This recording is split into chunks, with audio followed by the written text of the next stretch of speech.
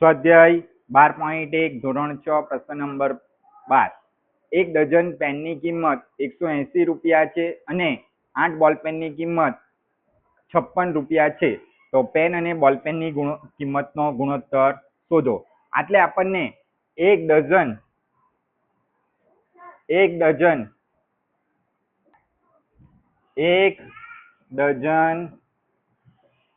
પેનની કિંમત કેટલા રૂપિયા આપેલી છે? 180 રૂપિયા. હવે એક ડઝન એટલે કેટલા નંગ આવે? તો એક નંગ આવશે 12 નંગ. કેટલા નંગ આવશે? 12 નંગ પેનની કિંમત આપી છે. ને આપણને એટલે 8 બોલપેનની કિંમત એટલે 8 નંગ બોલપેનની કિંમત કેટલી આપી છે? બોલપેનની કિંમત 56 રૂપિયા આપી છે. એટલે આપણને પેન અને બોલપેનનો ગુણોત્તર શોધવા કીધો છે. તો આપણે શું કરીશું? એક પેનની કિંમત અને એક બોલપેનની કિંમત પહેલા શોધીશું અને પછી આપણે ગુણોત્તર શોધીશું એ બંનેનો. અથવા તો બંનેની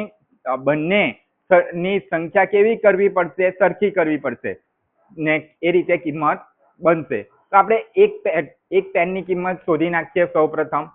ચાલો જો 12 નંગ પેનની કિંમત 180 રૂપિયા. તો એક નંગના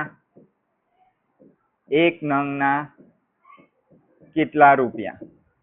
ચાલો ચોકડી ગુણાકાર 180 ગુણ્યા 1 છેદમાં કેટલા આવશે? 12.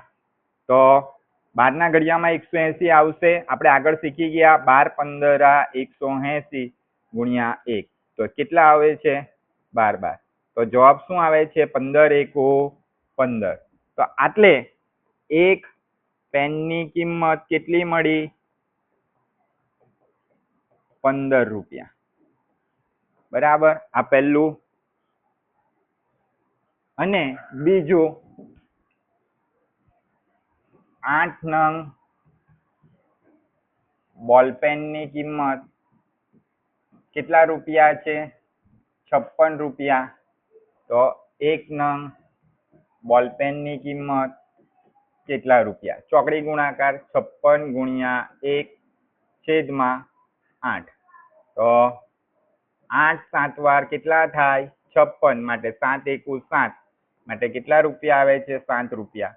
માટે એક બોલપેનની કિંમત કેટલા આવે છે? 7 રૂપિયા. માટે આપણે હવે આરામથી શોધી શકીએ પેન અને બોલપેનની કિંમતનો ગુણાકાર. તો પેન છેદમાં શું આવશે? બોલપેન.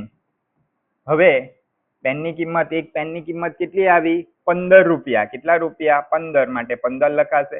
ને એક બોલપેનની કિંમત કેટલી આવી? 7 રૂપિયા. માટે આ બંને કોઈ ઘડિયામાં સાથે ના આવે માટે આનો ગુણોત્તર મળે છે 15:7.